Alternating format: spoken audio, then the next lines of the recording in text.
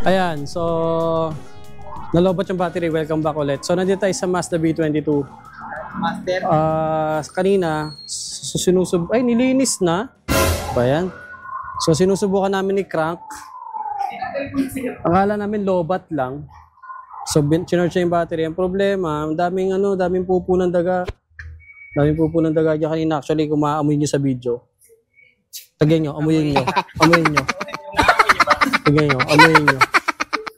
O, di ba? Ang baho. Cameraman, Jobert. Ang problema, ayaw mag-crank. So, yung battery, may karga naman, nakargahan na. Problema, ayaw mag-crank. May pinupukpok daw dito. Hindi ko lang alam kung sino dito sa tatlo yung pupukpok. Apat pala itong pagpipilian na pupukpok. Sabi ni Sir Jet, may pinupukpok daw. Hindi ko alam kung ano. Ayaw mag-crank eh.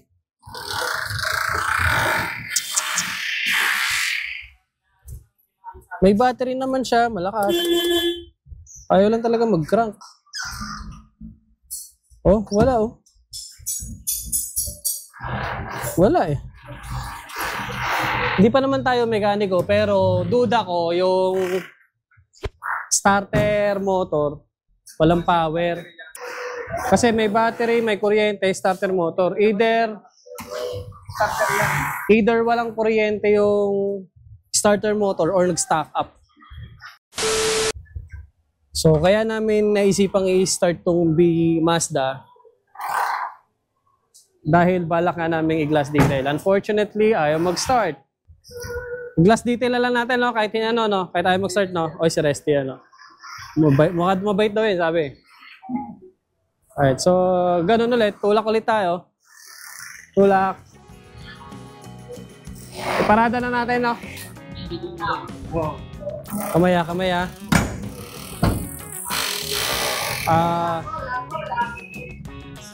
Ito na.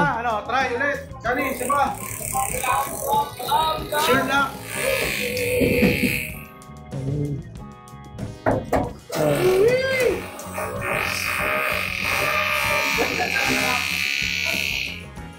Okay, last try daw, last try. Last try bago pumarada. Go!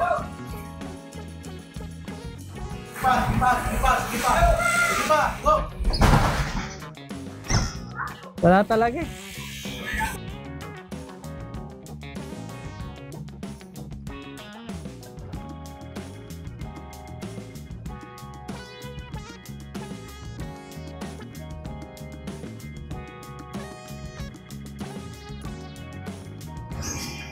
Mainit, sinimulan agad. Maliit lang tayo. Tagal ba? Butak ulit.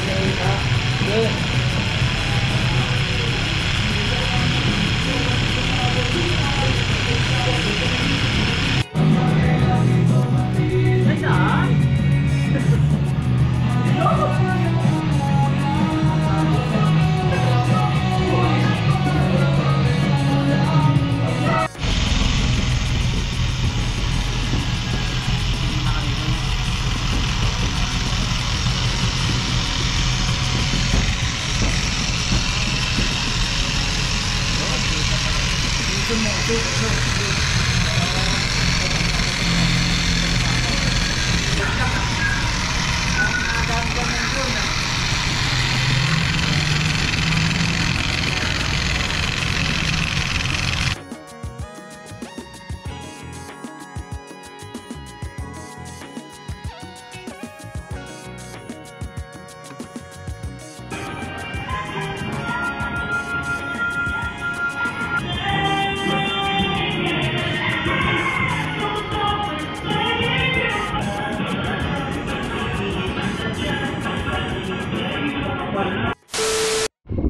mga chong, gandang araw. So going back sa ating Mazda B20. So yung hinala ko is starter motor. So susubukan nating i-pull out yung starter motor.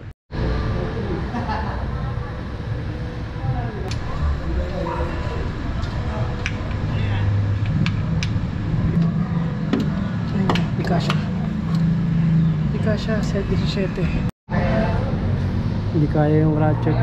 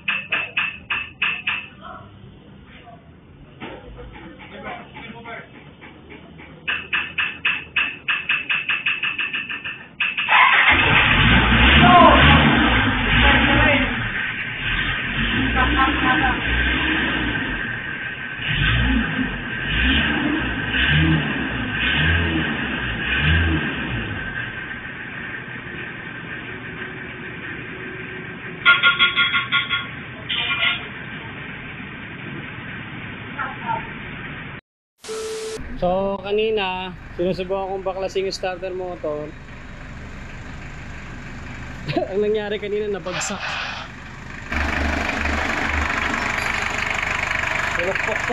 Puk lang namin yung starter motor. Umana naman. Trip. Pagod ako ha. Na-stress ako ha. Na-stress ako. Pero may nalaglag na tornilyo. Oo. May nalaglag na tornilyo kasi nabaklas ko yung tornilyo nung ano eh.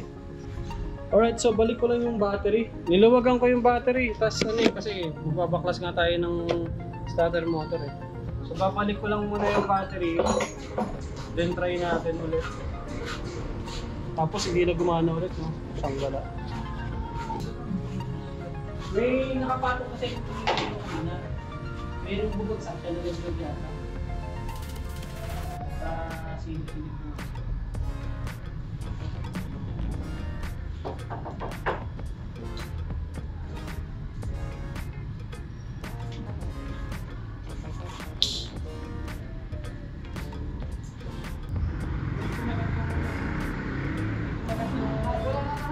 Teka lang.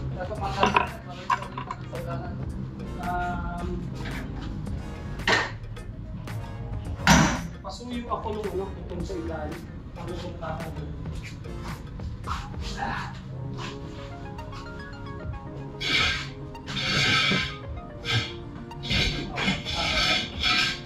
Ayan, nice.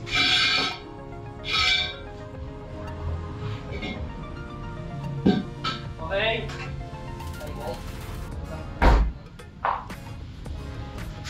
Easy sit pansit, subukan ulit natin.